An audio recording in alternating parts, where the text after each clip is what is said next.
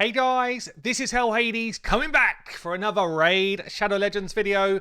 What's going on? Raid have just published, or a couple of hours ago, published their 4.6 patch highlights. There's actually a few different bits in here that we know about so far.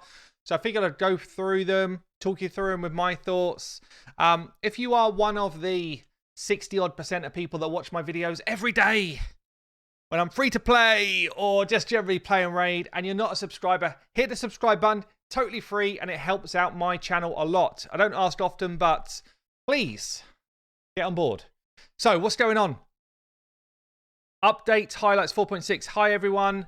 New patch coming along. There's actually a really cool thing in here which we'll get onto in a minute, but the champion contest, the art contest was picked and the winner gets their own champion. We're going to get into that in a minute, but it's actually quite a cool thing that they've done.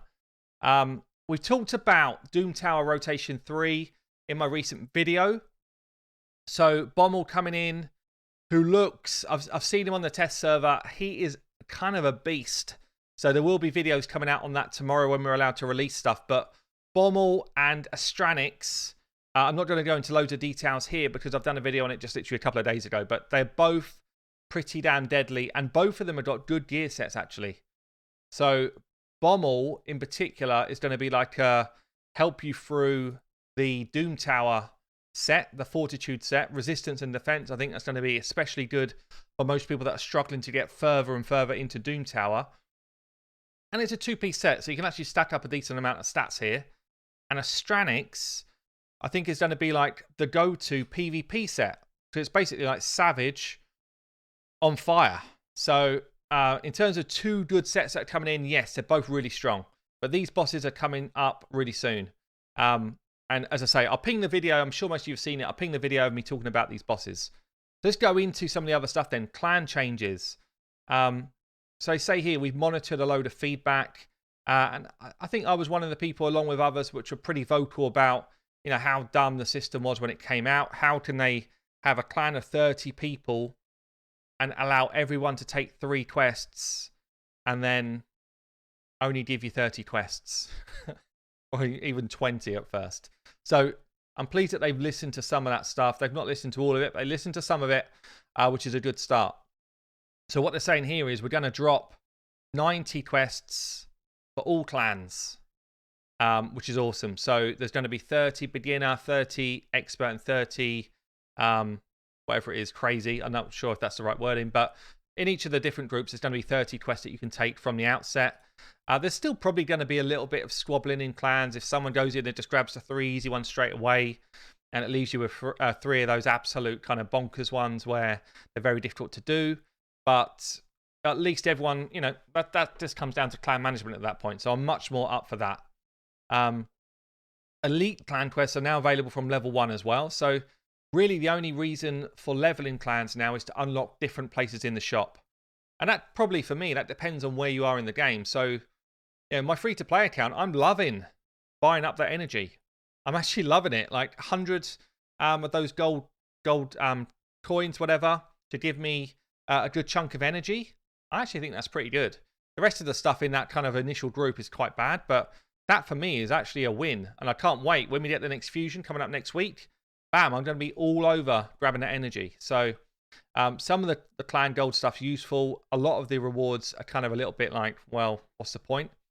And they have changed one of them here. So when you get to slot 3 and 5 in the clan shop, which used to be affinity potions, and honestly, I can't see anyone wanting to buy those, we've added chests with revenge accessories. This is a new accessory that they're adding to the game. 5% chance to counterattack when hit.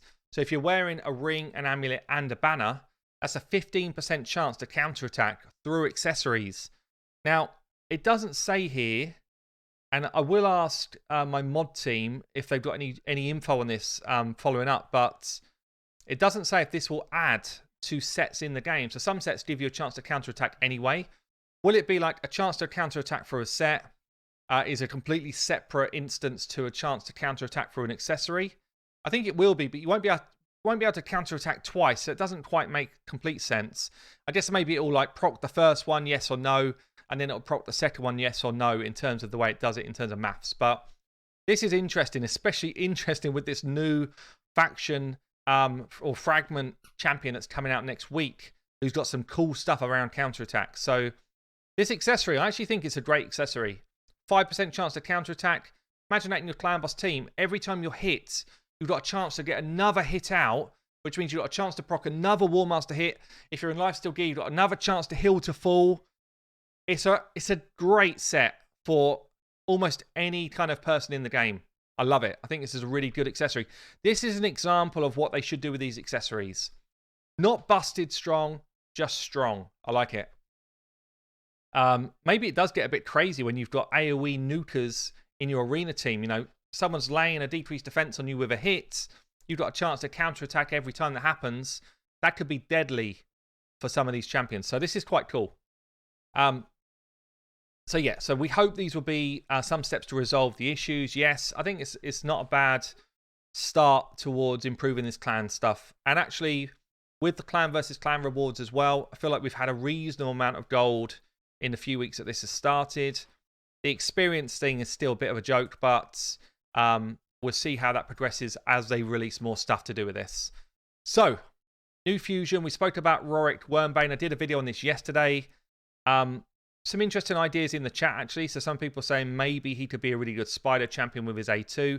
I'm not going to go fully into his kits. I did a video just yesterday around his kit, but I'm specifically interested in his A3, which has got this kind of counter-attacking mechanic, meaning that instead of A1 in the A3s, if he does a counter, goes nice with that new accessory, will go nice with certain gear sets. And it hits hard. I mean, you'll see that when I release a video on him soon. It does hit hard. I don't love that he's all single target, which is a shame. But he does have a chance to AoE stun on his A2. And this could be particularly good against the new Faye in Doom Tower. So you've got someone here that might be able to just kind of stun up your whole team. She's putting a copy of your team out. He might be able to just kind of stun up that whole team. So that could be quite nice. And I do like his passive. So let's get on then to this new champion, Calvalax. So this is basically, there was a community art contest. Loads of people entered. And the winner, David Fitzsimmons, good effort, my friend. Or maybe you're not. Maybe you hate me. I don't know. But well done anyway. So he's actually won the award to get his champion into the game. So we're going to see what the skills and that he kind of decided on were. They're also going to release a video about how they made the champion, which will be cool. I'm quite looking forward to that. And Calvalax is going to be added to the summoning pool, so it's just going to be a summonable legendary champion. But David here gets a copy in his account, which I think is a cool thing to do. I do remember when there was this whole drama around Draco. There's called Draco Gate, if you weren't around that time. Basically, someone got a free Draco, a streamer, and the community erupted. And they actually said this to me directly, one of the devs. He was like, we will never give away a champion again. Never. That was his words. We will never do it again. But I think it's the right thing they have. And yeah, cool. So Calvalax, Spirit Affinity, Night Rev, attack-based champion. A1, attacks one enemy, 40% chance of increasing the duration of all poisons by 1 turn. Heals his champion for percent of their max HP for each poison debuff on the target. That's quite a nice A1. So books up to what, 55% chance to just increase the duration of poisons. Okay. A2 attacks one target, places an extra hit for each poison on the target, up to 3. And it books with 30% more damage. I mean, obviously we don't know any multipliers or anything yet, but it's kind of shaping up to be an absolute smack. So that's quite interesting. And then A3, Storm of Vitriol. It's an AoE, so that's good. So we've got an AoE coming in as well. Damage increases according to the number of poisons out there on each target. So again, you've got 30% damage worth of books. And then this passive here places 4 poisons on all enemies for 2 turns at the start of each round. This is actually a beast. This is a beast of a champion. Tons of poison ticking around. AoE with a big hit, hopefully. A big hit in A2 with multi-hits. This is a cool, like, well-developed champion here. So 4 poisons everywhere. 50% chance of placing a poison on all enemies at the start of each turn. So at the start of each round, you can only ever have one round in Clan Boss, or one round in the arena, for example. But the start of each turn is when your champion takes a turn. So I love this, actually. This is really cool. Whenever an enemy places a poison on you, instantly remove it and replace it with a heal instead. Damn, that's actually a really cool champ. So just absolute poison machine. Poison machine. Good effort, Mr. Fitzsimmons. I like it. I like that champion a lot. So that is it. That's going to be the kind of update. Now, they do mention, I'm sure they mentioned somewhere, there's more champions to come as well. Yeah, so they say here, we have a number of champions lined up to join the roster, including the community champion and the Fragment champion. So we've not seen anything or been told anything about more champions yet. As soon as I get info, I will share it. I'll be straight with you. There's nothing on the test server around new champions right now. So it's weird that they haven't just released the info with this. But I guess we'll keep our eyes open and see what's going on. But I think this is an interesting patch. New Doom Tower bosses is always welcome. It's fun to try them, albeit they're going to be hard.